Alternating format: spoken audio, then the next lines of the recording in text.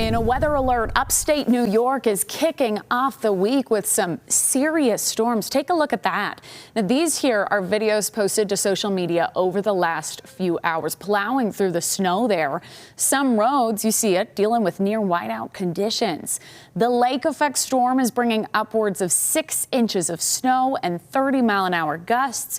Local leaders are encouraging people to avoid driving if possible while their plows are out taking care of it. Ooh, no thanks. I want no part of that, right? We're going to take a pass on that one, Cedric. Well, it's a pretty picture, though, there, Cedric. It is pretty. And, you know, we had some lake effect over the weekend. Saturday night into Sunday, a lot of folks were waking up to some of that lake effect, especially Saturday night. It was really coming down for a little bit there before off and on lake effect snow on Sunday as well. But as we take a view from Park City Mountain right now, we still have some scattered snow showers. There's a weak disturbance moving through, and everything, the atmosphere is acting like a wet rag. So it's squeezing out any available precipitation or moisture that's still left, and so it's squeezing out some snow showers from time to time, both in the mountains and even some of the valley areas. We've seen some snow coming down, a little light snow south of Ogden there just a little earlier this afternoon. But as you take a look at the temperatures right now, you can see, Cache Valley down through the northern Wasatch Front. Temperatures already in the mid to upper 20s. It's 32 in Salt Lake City. Today was the coldest day we've seen so far this winter season here in Salt Lake City at 34. We're down to 32 now. It's 30 in Provo. And notice those temperatures from most of the state down into the 30s, except for St. George, where we're at 48 degrees. So if you have plans heading out for dinner this evening, you're going to want the winter coats, not just the hoodies, not just the sweatshirts.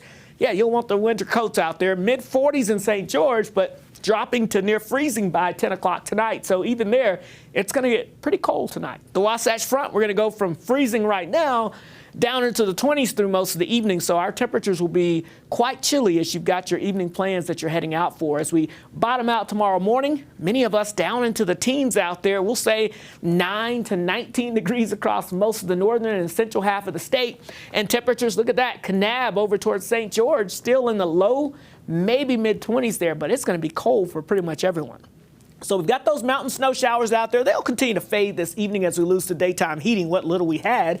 Temperatures in the teens and 20s, as I said, widespread for most of us tonight. But we're watching out for high pressure to set up for us as we get towards the middle and latter half of the week. And you know what that means this time of the year. Oh, yeah. Our friend, the inversion haze returns across the area, especially as we get towards your Wednesday and Thursday.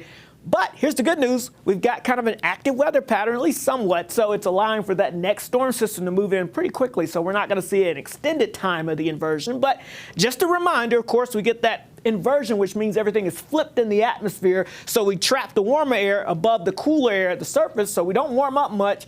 And, of course, we trap all the pollutants down close to the surface, and that's what leads to the inversion haze, but also leads to degrading air quality. So while the air quality right now here in Salt Lake County is in the good range, notice as we go throughout this week, we're expecting that to start to bump up into the moderate to potentially unhealthy for sensitive groups by the time we get to Wednesday and Thursday. So we'll watch that. But as I also mentioned, we've got a storm system, another Friday night into Saturday storm system, which could bring us our next chance of snow and mix the air up again. So as we go into the next 24 hours, that northeasterly flow between high pressure and low pressure will continue to produce some of those damaging winds off of the Southern California here, but we'll just stay with the cooler conditions. But here comes that high pressure ridge settling in, sending everything up and around us. So we've got lots of haze and lots of dry conditions. But check this out. We're tracking an Arctic blast that moves through.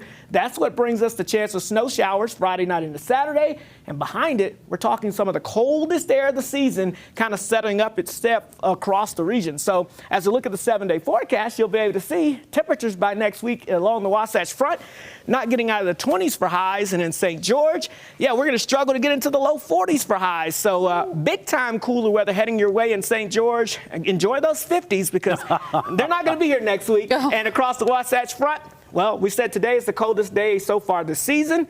It gets even colder heading into next week. See, I want to see Cannon in his parka down there in Utah. 42 rocking the short sleeve. We may not see Cannon.